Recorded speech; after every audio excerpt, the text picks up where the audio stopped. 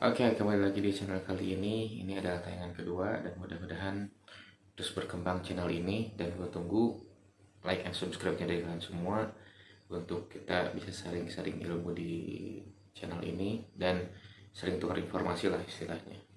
Oke, untuk pertama-tama gue ucapkan selamat dulu kepada Kiai Haji Yahya Khalil Stakuf atau Gus Yahya untuk sebagai terpilihnya beliau di Muktamar NU Desember lalu masa kepengurusan 2022-2027 yang mana beberapa hari lalu sudah mengumumkan kepengurusannya. Saya berharap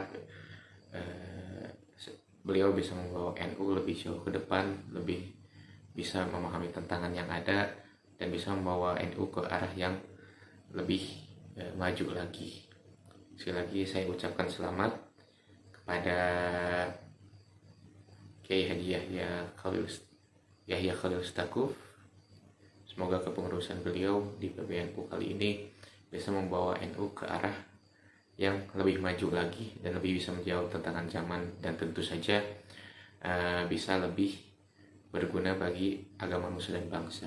Amin ya rabbal alamin. Terpilihnya beliau ini tentu disebut terkejut sih enggak juga ya, tetapi memang terpilihnya beliau yang tentu saja ini merupakan tantangan baru dalam arti setelah 2 periode dipimpin oleh Kiai Haji Said Akil dan sekarang harus ada kepemimpinan yang lebih muda, bisa dikatakan begitu ya, di NU untuk bisa menjawab tantangan ke depan. Dan memang dari sisi kepengurusan itu ada perubahan ya, yang ini nampaknya belum pernah terjadi beberapa tahun terakhir, yaitu adanya kepengurusan yang dipimpin oleh dari tokoh dari tokoh ini ya, perempuan, yaitu yang diwakili oleh Ibu Khofifah Indar Parawangsa yang merupakan Gubernur Jawa Timur juga, dan juga ada nama Nyonya Alisa Wahid yang beliau merupakan putri sulung dari Gus Dur yang kita tahu semua. Saya dan juga yang lain yang mengikuti pergerakan, yang mengikuti perkembangan negara,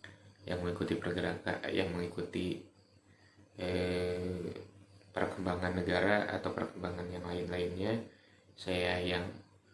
Saya sebagai salah satu mungkin bisa dikatakan warga NU mungkin ya, selalu berharap NU bisa lebih berperan dalam kehidupan berbangsa dan bernegara, dan tentu saja yang utama adalah bisa menselaraskan ya agama dalam kehidupan berbangsa bernegara dan juga dalam kehidupan sehari-hari ini. Sekilas ya tentang NU, dan jujur aja gue kalau disebut NU tulen juga enggak, kalaupun misalkan terikat di NU juga enggak juga, meskipun secara keilmuan ya mungkin gue berada di lingkungan NU dan gue tadi sebut gue adalah warga NU juga, akan tetapi kalau dibilang pure mana, apakah gue ini NU atau apa, ya jelas gue seorang muslim gitu aja ya. Jadi kalau kita sudah mengakui suatu beragama, rasanya nggak adil juga kalau kita langsung dipisahkan dalam suatu organisasi ya. NU Muhammadiyah itu ya organisasi kan gitu. Hanya mungkin di Indonesia, nah ini plusnya di Indonesia ya, kita memiliki disebutnya dua sayap organisasi Islam yang bisa istilahnya yang memang bertugas dari sejarahnya untuk mempertahankan tanah air Indonesia ini, yaitu Nahdlatul Ulama atau NU dan juga Muhammadiyah. Dan jujur kedua organisasi ini sangat berharga buat gue, karena ya seperti yang gue bilang tadi, gue ilmu gue mungkin kebanyakan dan dominan ada di NU ya, meskipun gue tidak ingin tidak ingin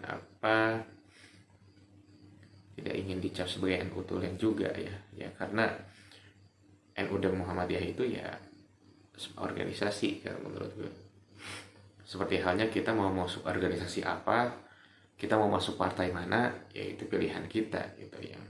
Seperti itulah mungkin gue memandang NU dan Muhammadiyah itu, dan kedua-duanya sangat berharga buat gue. Dimana gue banyak sekali teman di Muhammadiyah dan gue banyak bergaul dengan kiai-kiai NU. Jadi kedua itu gak bisa dipisahkan dari hidup gue sebenarnya. Sekilas tentang kedua organisasi itu, sebenarnya kalau kita dirunut, gue merujuk pada keterangan dari Buya Razi Hasim ya, dari YouTube @tirvasi Channel, bahwa NU dan Muhammadiyah ini pendirinya yaitu NU yang didirikan oleh Hadratus Syekh Kiai Haji Hashim Asy'ari, dan juga Muhammadiyah yang didirikan oleh Kiai Haji Ahmad Dahlan, itu sebenarnya berguru pada guru yang sama. Jadi dulu para ulama itu berguru ke Makkah Madinah dan pulang membawa ilmunya. Nah, tetapi dalam perjalanannya atau ketika kembali ke Indonesia, nah mereka akan dihadapkan pada suatu situasi yang berbeda. Begitu juga yang dialami oleh Kiai Haji Hashim Asy'ari, Hadratus Syekh, dan juga Kiai Haji Ahmad Dahlan. Dimana kalau ketika Kiai Haji Ahmad Dahlan berada ke daerahnya, yaitu ke Tebu Ireng ya, atau mungkin daerah-daerah Jawa, atau mungkin beberapa daerah, ya katakanlah daerah beliau, tentu itu kan kental dengan pembahasan kitab kuning disebut kita sekarang ini ya Bu. Nah, kitab kuning ini ada banyak banget membahas tentang berbagai hal. Nah, tentu saja di dalamnya ada hadis dan sebagainya macamnya, dan juga pendapat para ulama dan sebagainya macam. Nah, berbeda dengan Kiai Haji Ahmad Dahlan ini, yang ketika beliau didirikan di Jogja, kebanyakan bukan bertanya kitab, tapi bertanya dalil, yang artinya merujuk kepada Al-Quran dan As-Sunnah atau hadis ya.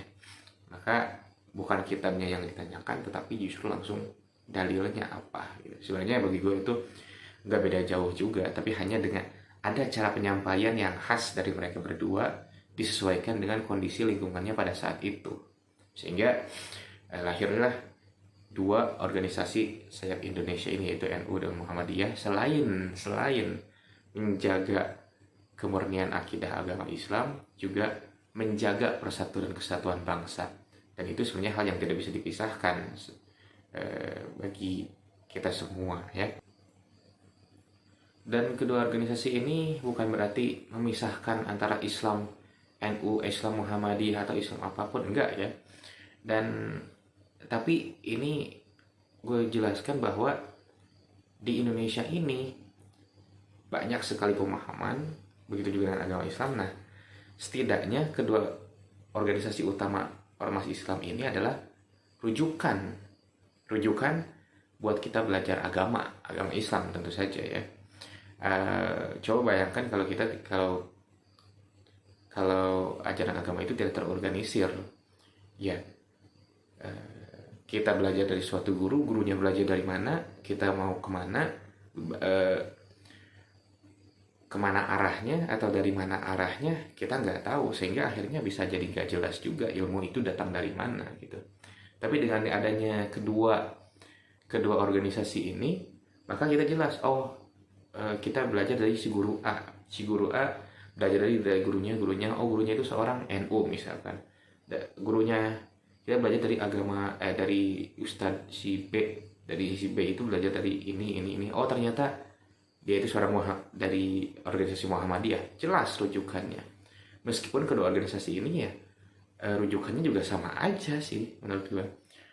Meskipun, dan ya di sisi lain kadang NU identik dengan mazhab Syafi'i, tetapi di sisi lain pendapat mazhab lain pun mereka pakai gitu.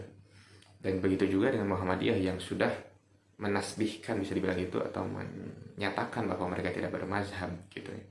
Dan gue sharing beberapa kali dengan ulama-ulama NU, ya berkali-kali juga mereka bilang ya NU dan Muhammadiyah itu tidak ada perbedaan gitu ya. tidak ada perbedaan yang mendasar gitu. Kalau soal berbeda pendapat, misalkan dalam hal berwudu ada yang berpendapat batal nggak batal gitu, yaitu yang seperti itu jangankan NU Muhammadiyah, sesama NU sama Muhammadiyah juga bisa berbeda pendapat gitu. Bahkan guru gue dengan di daerah gue sekarang dengan di daerah sebelumnya itu juga, meskipun sama-sama NU sama-sama Muhammadiyah, tetap mereka berbeda pendapat. Jadi berbeda pendapat itu tidak selalu merujuk pada organisasi, pada ormas dan sebagainya macamnya, tetapi itu artinya perseorangan, itu artinya juga personal. Berbeda pendapat itu nggak selalu harus ditujukan ke organisasi gitu.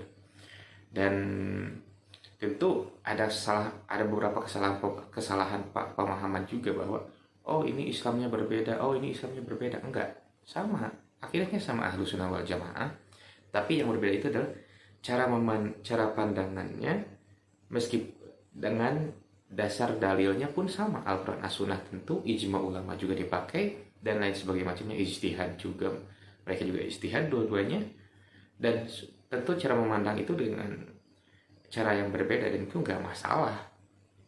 Jadi ya jangan sampai ada persepsi bahwa oh ini Islam ini beda dengan Islam ini, enggak. Ya meskipun di suatu waktu misalkan dalam menentukan puasa itu ada hari yang berbeda, itu bukan soal akidah, itu hasil ijtihad gitu ya. Karena setidaknya di Indonesia ya, sebenarnya di negara lain pun sama ya, di negara lain pun pasti ada perbedaan pendapat hal itu. Tapi yang jelas, yang penting kan dasar apa ya, dasar itu bisa dipakai atau disahkan tidak secara keilmuan Islam. Nah itu yang jadi alasannya. Masalah memang perbedaan waktu puasa itu kan beda metode ya, yang sebenarnya masih dipakai juga keduanya, yaitu hisab dan ruqyat gitu ya. Kalau hisab itu yang murni dihitung, ada hitungan tertentu.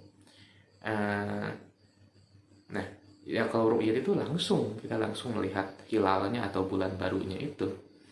Nah dimana daerah gue itu ya di Lembang, salah satunya titik penglihatannya gitu ya. Tapi yang jelas di ini, perbedaan ini bukan berarti memecah belah, bukan. Tapi ya memang ada sejarahnya juga dari dulu, ketika Rasulullah mengunjungi suatu sahabat ya, dia bertanya, kalau misalkan ada persoalan, apa yang kau lakukan? Ya beliau menjawab, sahabat Rasul itu menjawab, ya aku akan cari dalam Al-Quran. Kalau tidak ada, ya dalam sunnahmu atau dalam hadis. Atau kalau tidak ada juga, maka aku akan berijtihad gitu. Seperti itu. Dan justru Rasulullah bersabda, jadi barang siapa yang memecahkan suatu permasalahan, maka bagi dia benar itu adalah pahala 2, yang salah pahala 1 gitu ya. Simpel itulah. Artinya tidak ada yang berdosa kalau selama itu hasil ijtihad. Dan tentunya kita harus berlapang dada juga gitu, menerima perbedaan-perbedaan seperti ini gitu. Dan terkhusus gue yang pernah merasakan bagaimana belajar ke guru yang di perkampungan atau juga di perkotaan, itu merasakan benar bagaimana perbedaan pandangan itu. Tapi hikmahnya ya, jadi gue bisa melihat beberapa hal itu dari beberapa sudut pandang, tidak hanya satu sudut pandang aja gitu. Dan sangat kebetulan gue yang lulusan politik justru malah bisa menyatukan ya, ketika ada kiai, kok dia begini, kok dia begitu, oh iya karena keadaan ada seperti ini, jadi dia seperti demikian gitu. Jadi hikmahnya gede banget buat gue yang belajar ada dari kiai dari suri-suri perkampungan dan juga dari perkotaan. Bahkan banyak juga guru gue yang non NU juga, dan itu ya namanya ilmu lah. Kita dapat dari mana aja, yang penting kita ambil ilmunya. Oke, sekali lagi selamat dari saya untuk Kiai Haji Yahya Khalil Stakuf, dan harapan dari kita semua semoga bisa merangkul umat lebih baik dan lebih bermanfaat juga bagi nusa dan bangsa. Dan tentu selalu terus-menerus menjalin persatuan dan kesatuan, entah itu sama agama Islam ataupun agama lainnya. Dan tentu hal ini adalah suatu keberagaman yang harus kita hargai dan kita bisa nikmati gitu. Karena ya keberagaman itu tidak hanya dari organisasi, tetapi kita bahkan yang kembar sekalipun gitu pasti ada perbedaan seperti itu ya. Itu sudah fitrah manusia dan tidak bisa dihindari gitu kan. Maka gue ucapkan semoga NU kedepannya akan semakin sukses, semakin maju, juga bisa menjawab tantangan ke depan, terutama di 5 masa bakti ini. Dan adanya perubahan adanya terobosan baru dari Gus Yahya, semoga bisa lebih menjawab segala persoalan yang lebih kompleks. Dan ini yang paling saya tunggu, mudah-mudahan Gus Yahya atau yang semuanya dari NU melihat video ini. Yang paling saya tunggu dari Gus Yahya itu adalah beliau menyatakan beberapa kali statementnya adalah bahwa NU tidak boleh aktif langsung dalam berpolitik atau tidak boleh menjadi kontestan politik. Dan saya berkata di daerah saya NU kental dengan nuansa politiknya gitu. Dan itu yang paling saya tunggu dari Gus Yahya. Semoga memang bisa memuluskan ide beliau dan saya mendukung penuh, dan semoga Allah memudahkan jalan beliau dan juga beserta semua pengurus-pengurus PBNU di masa bakti 2022-2027 ini. Semoga Allah merahmati kita semua. Oke, gitu dulu video kali ini. Wabillahi taufiq wal hidayah. Assalamualaikum warahmatullahi wabarakatuh. See you.